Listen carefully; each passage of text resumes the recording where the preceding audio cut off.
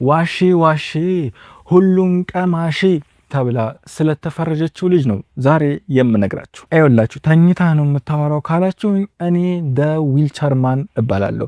ስለዚህ ዊልቸር ላይ መቀመጥ እስክችል ድረስ ያው በችግር ሁኔታ ነው ታውቃላችሁ። መቼም ወዶ የሚቀመጥ የለም። መረጃ ቁጭም ተብሎ ተኝቶም ዋናው መሰማቱ ነው። ስለዚህ ይህን ቻናል ሰብስክራይብ ያደረጋችሁ ሰብስክራይብ፣ ላይክ ያደረጋችሁ በማድረግ ጀምሩልኝ። ዛሬ የምነግራችሁ ታሪክ ማለት ነው በጣም ካስገረሙኝና መጨረሻውን በፍጹም ያልጠበቅኩት ታሪክ ነው።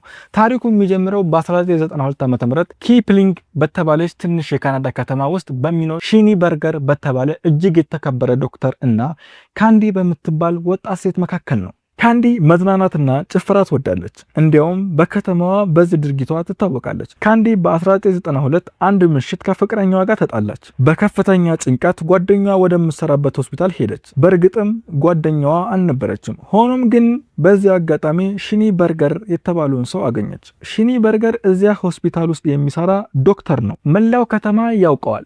በከተማው ያሉ የብዙዎቹን ልጆች ያዋለደው እሱ ነው፣ የካንዲንም ልጅ ጨምሮ ማለት ነው። ስለዚህ እንደ ማንኛውም የከተማው ሰው ሁሉ ካንዲም ሺኒ በርገርን ታምነዋለች፣ ታከብረዋለችም። ከፍቅረኛዋ ጋር ተጣልታ መረበሿን ትነግረዋለች።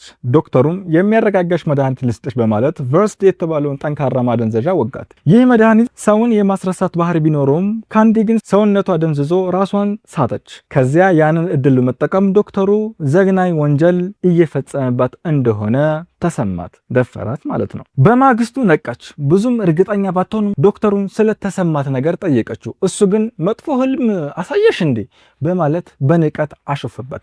ካንዲ ግን ነገሩ ህልም እንዳልሆነ እርግጠኛ ስለነበረች ወደ ፖሊስ ሄዳ ምርመራ አደረገች።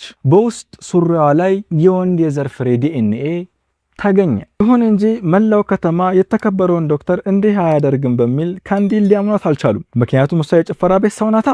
ዶክተር ሺኒበርግ ስሙን ለማንጻት ሲል በገዛ ፍቃዱ የዲኤንኤ ምርመራ ለማድረግ ተስማማ። ፖሊሶች ፊት ከእጁ ደም ተቀርቶ ምርመራው ቢደረግም ውጤቱ ግን በካንዲ ውስጥ ሱሪ ላይ ከተገኘው ዲኤንኤ ጋር አልገጠምም። ይህም ዶክተሩን ከጥርጣሬ ነፃ አደረገው።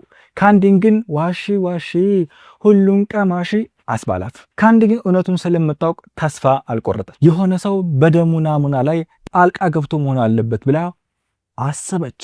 አንድ ዓመት አለፈና አሁን 1993 ነው። ካንዲ አሁንም ድርጊቱ መፈጸሙን አጥብቃ ትናገራለች። ሺኒበርግ እንደ ደፈራትና የደም ምርመራው ተጭበርብሮ ሊሆን እንደሚችል ለከተማዋ ሰው ሁሉ መናገሯን ቀጠለች። ፖሊሶች በድጋሚ ምርመራ እንዲያስደርጉት ግፊት አደረገች። ዶክተር ሺኒበርግም ለሁለተኛ ጊዜ በፈቃደኝነት ቀረበ። ፖሊሶቹ መርፌው ከእጁ ገብቶ ደሙ እስኪቀዳ በቅርብ ቢከታተሉትም ውጤቱ አሁንም አይገጥምም ተባለ።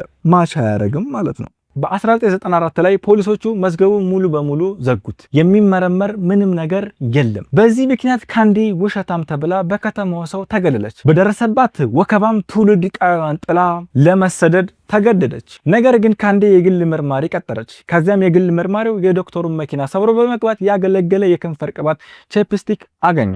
ካንዲ ቅባቱን ወደ ግል ላብራቶሪ ወስዳ አስመረመረችው። በእርግጥም የሺኒበርግ ዲኤንኤ ተገኘ። በዚህ ጊዜ ውስጥ ሱሪዋ ላይ ካለው ጋራ በትክክል ገጠመ።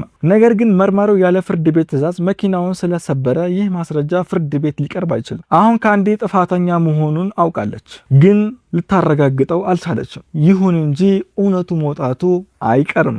ጥቂት ዓመታት አለፉና አሁን 1977 ነው። አንድ ምሽት የዶክተሩ ሚስት ሊሳ እና የሺኒበርግ የእንጀራ ልጅ እቤት ነበሩ። ልጃገረዷ በዚያ ምሽት ታዝናለች። ሁኔታዋ እንግዳ ነበር። ወደ ሊሳ ጠጋ አለችና የእንጀራ አባቷ ሺኒበርግ እየደፈራት እንደሆነ ነገረቻት። በሌሊት ወደ ክፍሏ እየገባ መድኃኒት ሰጣትና ይደፍራት ነበር። ከዚያም ሊሳ የሺኒበርግን ቢሮ ፈተሸች። እዚያም ኮንዶምና ማደንዘዣ መድኃኒቶችን ካንዲ ላይ ተጠቀሙን ቨርስድ ያለበትን ሳጥን አገኘች። ወዲያውኑ ለፖሊስ ሪፖርት አደረገች። አሁን ሺኒበርግ በድጋሚ የደም ምርመራ እንዲያደርግ ተገደደ። ፖሊሶቹ ደሙን እያጭበረበረ እንደሆነ ስለጠረጠሩ በዚህ ጊዜ ደሙን ከእጁ ላይ ሳይሆን ከጣቱ ላይ ወሰዱት። እናም ዲኤንኤው ከእንጀራ ልጁ ጉዳይ ጋር እና ከዓመታት በፊት በካንዲ ውስጥ ሱሪ ላይ ከተገኘው ጋራ በትክክል ገጠመ። ካዲያ ፖሊሶች እያዩት እንዴት እነዚህን ሁሉ ምርመራዎች አለፈ? ዶክተሩ በምርመራው ወቅት የተጠቀመው ሚስጥራዊ ዘዴ በሕክምና ታሪክ ታይቶ የማይታወቅና እጅግ የረቀቀ ነበር። ሺኒበርግ ዶክተር ስለሆነ የሌሎችን ታካሚዎች ደም በቀላሉ ያገኛል። ያደረገው ነገር ቢኖር ከአንድ ወንድ ታካሚ ደም ወሰደ። ከዚያም በትንሽ ፕላስቲክ ቱቦ ውስጥ ደሙን ሞልቶ ያንን ቱቦ በእጁ ቆዳ ስር በቀዶ ጥገና ቀበረው። የላብራቶሪ ባለሙያዎቹ ደሙን ሊቀዱ ሲመጡ መርፌውን በትክክል ቱቦ ባለበት ቦታ ላይ እንዲያርፍ ይመራቸው ነበር። መርፌው ወደ ቱቦ ገብቶ የሌላውን ሰው ደም ይወስዳል። የላብራቶሪ ውጤት አይገጥምም፣ ማች አያደርግም ይላል። በጣም የሚያስገርም ነው። ፍትህንም ሲያታልል ቆይቷል። ለማንኛውም አሁን ፖሊሶች ያዙት። እናም ሼኒ በርጊ ታሰረ። በመጨረሻም ፍርድ ቤት ቀረበ፣ ጥፋተኛ ተባለ። የ6 ዓመት እስራትም ተፈረደበት። የሕክምና ፈቃዱም ተሰረዘ። ፍርዱ ያነሰ ነው ወይስ ተገቢ ነው የሚለውን እናንተ ኮመንት ላይ ጻፉልኝ። እንደነገርኳችሁ ይህ ዊልቸር ማን ዩቲዩብ ቻናል ነው። አጫጭር ታሪኮችን የማቀርብበት ነው። ስትሮንግ ሁኑ፣ ጠንካራ ሁኑ። በሌላ ቪዲዮ እስከምንገናኝ ድረስ መልካም ሁኑ። ሰብስክራይብም አድርጉ። አመሰግናለሁ። ባይ